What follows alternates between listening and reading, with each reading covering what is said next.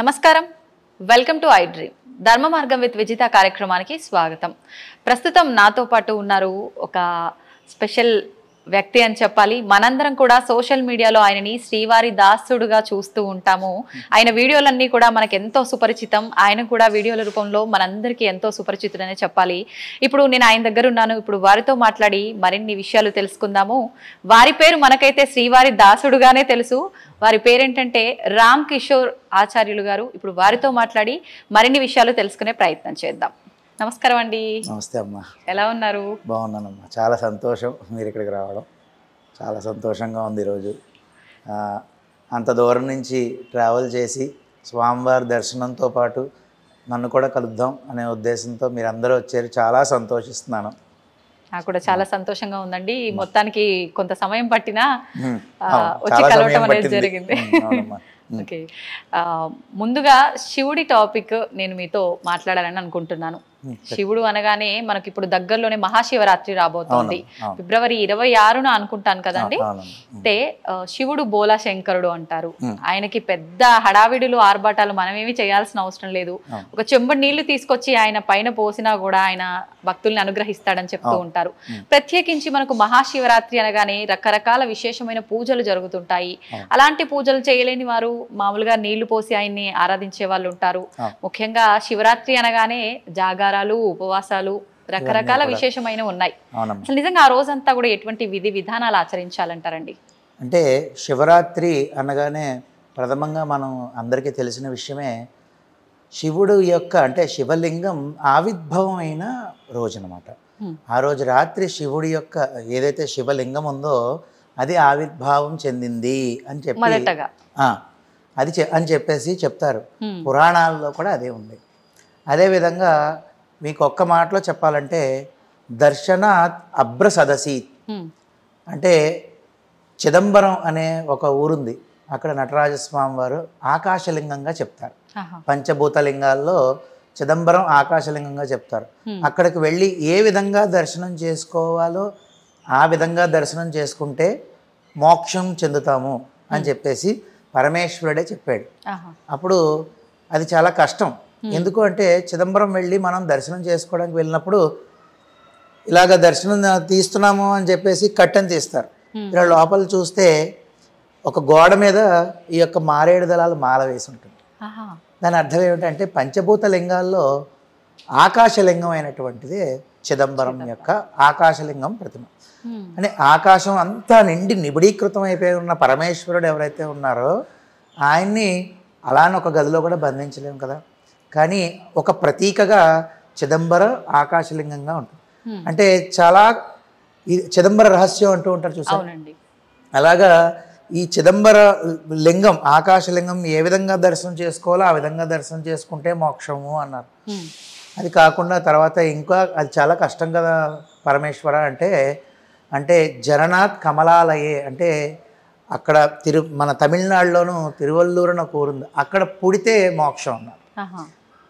అది ఎప్పుడు పుడతామో మనకి తెలియదు, మన చేతుల్లో లేనిది, అది కూడా ఆయన చేతుల్లోనే ఉంటుంది. మరి ఎలా స్వామి అంటే సరే కాశ్యాంతు మరణం ముక్తి అన్నారు. అంటే కాశీలో మరణిస్తే ముక్తి. సరే నేను కాశీ బయలుదేరి వెళ్తూనే ఉన్నాను. ఈ లోపల ట్రైన్లోనే ఏమైనా జరిగితే చెప్పలేం కదా, మన చేతిలో ఉండదు. కాబట్టి మరి ఇంకా పరమేశ్వరుడు ఇంకేంటి, ఇంకా చాలా ఉచితమైన మార్గం అంటే చాలా సులభమైన మార్గం చెప్పమంటే స్మరణాత్ అరుణాచల అన్నాడు. అంటే అరుణాచల అని ఒక్కసారి స్మరిస్తే నువ్వు ఎక్కడైనా ఉండు భూమండలం మీద నీకు మోక్షాన్ని ఇస్తానరా అన్నాడు. అంటే ఈ విషయం నేను ఎందుకు ఇక్కడికి తీసుకొచ్చాను అంటే కనుక అరుణాచలం లింగం అనేదే అసలు ఆవిర్భావ లింగం అని చెప్పేసి పురాణాలు చెప్తాయి. అంటే చూడండి ఆది అంతం గురించి కొలవడం గురించి శ్రీ మహావిష్ణువు బ్రహ్మదేవుడు వెళ్ళడం ఇదంతా కూడా అరుణాచలం. కాబట్టి ఈ యొక్క శివరాత్రి రోజు శివుడి యొక్క ఆవిర్భావ కాలం. ఆ రోజు రాత్రి నుంచే పూజలు అభిషేకాలు మొదలుపెట్టారు. ఆ రోజు విశేషంగా చేయవలసింది ఏంటంటే మీరు అన్నట్టు ఇందాక శివుడు అభిషేక ప్రియుడు. కాబట్టి ఆయనకి దేంతో ఎంత ఖర్చు పెట్టి ద్రవ్యంతో చేసామా అనేది చూడండి. ఇంకా పెద్దలు చెప్తూ ఉంటారు ఎంత ఆయన మీద వేసినా కిందకు వచ్చేసేది, అంటే ఏ ఉంచుకోడు ఆయన.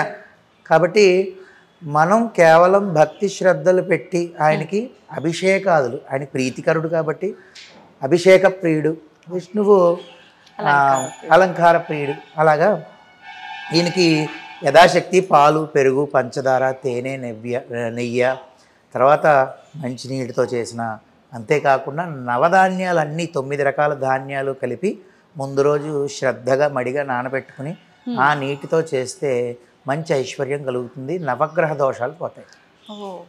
ఇది నేను ఎప్పుడు వినలేదండి. అయ్యో ఉందమ్మా, ఖచ్చితంగా ఉంది. అదే కాకుండా ఉద్యోగం కావాలి, ఉద్యోగం సరిగ్గా దొరకట్లేదు అనుకున్నప్పుడు జాజి పువ్వులు ఉంటాయి, ఇప్పుడు దొరుకుతూ ఉంటాయి మనకి జాజి పువ్వులు, విరజాజి పువ్వులు నానబెట్టేసి, అంటే నీళ్ళల్లో రాత్రే శుచిగా నానబెట్టుకుని ఉదయం చేసుకోవాలి. అది శివరాత్రి రోజు చేయడం వల్ల చాలా అధికమైన ఫలితం వస్తుంది. అంటే అలాగే పువ్వులు నీళ్లు కలిపి చేసేయడమే. అదేవిధంగా అన్యోన్య దాంపత్యం కొరకు చాలా ఇబ్బందులు పడుతున్నారు ఈ రోజుల్లో. ఎర్రటి మందార పువ్వులు శుభ్రంగా రాత్రి నానబెట్టుకుని ఆ నీళ్లు ఉదయాన్నే చేస్తే అత్యద్భుతమైన ఫలితం వస్తుంది. నేను ఎప్పుడు చెప్పే మాటే, వెంటనే ఏదో కనబడిపోవాలంటే మిరాకిల్స్ అయితే జరగవు. మనం నమ్మకంగా చేసుకుంటూ వెళ్తే కొద్ది కాలానికి ఖచ్చితంగా వస్తుంది. నాకు తెలిసిన వాళ్ళు ఎంతోమంది ఉన్నారు. సువర్ణ జలంతో చేస్తే దారిద్ర్యం అంతా తొలగిపోతుంది. అంటే ముందు రోజు రాత్రే మనం వాడేదైనా వాడకపోయిందైనా పర్వాలేదు, బాగా కడిగేసి అది ఒక రాగి చెంబులోనో ఇత్తడి చెంబులోనో నీళ్ళలో వేసేసి నానబెట్టేసి ఉంచుకుని ఉదయం తీసుకెళ్ళి మనం శివాలయంలో కానీ మన ఇంట్లో ఒకవేళ లింగం ఉంటే శివలింగం మీద స్వామికి అభిషేకం చేస్తే, ఇలా ప్రతిరోజు సువర్ణ జలంతో చేసుకోవాలి. ఖచ్చితంగా చేస్తే 40 రోజుల దగ్గర నుంచే ఫలితం చూపిస్తాడు స్వామి. ఇప్పుడు మీరు చెప్పిన ఈ అభిషేకాలన్నీ ఉదయం ఏ సమయంలో ఆచరిస్తే బాగుంటుంది? ఉదయం బ్రాహ్మీ ముహూర్తంలో మంచిదమ్మా. కాదు అంటే ఇంకా అందరికీ ఉన్న పరిస్థితులు అనుకూలంగా చెప్పాలంటే సూర్యోదయం లోపల చేసేసుకుంటే కనీసం మంచిది. తర్వాత చేస్తే ఫలితం రాదంటే వస్తుంది, 6 లోపల చేసుకుంటే మంచిది కదా. ఆ సమయం మంచిది కాబట్టి తర్వాత చేసినా ఫలితం ఉంటుంది, కొంచెం అటు ఇటు ఉంటుంది తప్ప. అంటే ఆ సమయంలో ముందుగా ఏంటంటే మనం చల్లనీటి స్నానం చేయడం వల్ల మనసంతా ఒక భక్తితో, ఇప్పుడు చూడండి చిన్నపిల్లలను లేపోరే ఈ టైంలో చదువుకో బాగా చదువు వస్తుంది అని అనేవాళ్ళం, మన పెద్దలందరూ మనల్ని అనేవారు. ఎందుకు అంటే ఆ సమయంలో బ్రాహ్మీ ముహూర్తం అంటే ఏ పని చేసినా నిలకడగా మనసు నుంచి ఉంటుంది. అందుకనే 6 లోపల చేసేసుకుంటే స్వామివారి యొక్క మూర్తి మీద మన మనసు లగ్నం కలుగుతూ ఉంటుంది అనమాట. కాబట్టి ఈ విధంగా అభిషేకాలు చేసుకోవాలి. యథాశక్తి ఏమీ లేవంటే మంచినీటితో చేసుకోవచ్చు. అభిషేకం చేసుకుని ఆ రోజు ఉపవాసం, మీరు ఎంతోమంది పెద్దల్ని ప్రముఖుల్ని అడిగారు. ఉపవాసం అనేది అంటే నాకు పరోక్షంగా నాకు గురువు గారు ఎవరయ్యా అంటే కనుక చాగంటి కోటేశ్వరరావు గారు. నేను ఆయనకి శిరస్సు వంచి నమస్కారం. అంటే ఈరోజు నేను ఈ విధంగా ఉన్నాను అంటే ఆయనకి నేను ఎవరో తెలియదు. అలా కాకుండా నాకు ఉన్న గురువులు అంటే ఇద్దరు ముగ్గురు. రాజమహేంద్రవరంలో ముత్య శంకర శర్మ ఉన్నారు, ఆయన దగ్గర నేను నేర్చుకున్నాను. అంతేకాకుండా ఇక్కడ విశాఖపట్నంలో నా చిన్నప్పటి నుంచి స్నేహితుడే ములుగు రామకిషోర్ ఆచార్యులు, నా పేరే తంది కూడా, వాడి ఆధ్వర్యంలో చాలా మట్టుకు నేర్చుకున్నాను. అంతేకాకుండా నాకు అన్నయ్య వరుస అవుతారు, పేసపాటి రాఘవన్ అని చెప్పి రఘు అన్నయ్య అంటాం ఆయన. వీరందరి ద్వారానే నేను వీరు చెప్పిన దాంతోపాటు ఇంకో ఏదో చేయాలని నేను పురాణాలు చూడడము చేయడము అంటే నేర్చుకోవడం అనేది చేస్తూ ఉంటాను. ఈ విధంగా ఈ అభిషేకంతో పాటు మనం ఖచ్చితంగా ఉపవాసము అంటే ఉపవసించుట మీరు వినే ఉంటారు కదా. అంటే ఆరోగ్యం బాగాలేదు అని ఉపవాసం చేస్తే అది మళ్ళీ దోషం కింద పడిపోతుంది. ఆరోగ్యం బాగలేదు కానీ నేను ఉపవాసం చేయాలనుకుంటున్నా, నాకు భక్తి ఉంది, అప్పుడు ప్రాబ్లం ఏమవుతుందంటే శరీరాన్ని శుష్కింపచేసిన దోషం పడిపోతుంది, లోపల ఉన్న ఆత్మరాముడికి అందించలేదు అని. అంతా బాగుండి ఉపవాసం చేసే శక్తి నీకు పరమేశ్వరుడు ఇచ్చినప్పుడు మనం చేయొచ్చు. కానీ అలా లేనప్పుడు ట్యాబ్లెట్లు వేసుకోవాలి, బీపీయో షుగరో. అలాంటప్పుడు సంతోషంగా శరీరం కన్ను ఏదైతే ఉందో మనం బాగా తినేస్తే నిద్రలోకి వెళ్తుంది. అంత కాకుండా శరీరాన్ని నిలబెట్టుకోవడానికి కొంచెం కొంచెంగా స్వీకరించి స్వామివారి నామాన్నే జపిస్తూ ఉంటే అదే ఉపవాసం. అంటే వసించుట అంటే దగ్గరికి వెళ్ళి గర్భగుడిలో ఉండమనో లేదంటే గుళ్ళో ఉండమనో కాదు, ఎక్కడున్నా ఆయన నామాన్ని మనం గనక తలుచుకుంటూ ఉంటే ఆయన ఇక్కడే ఉంటాడు.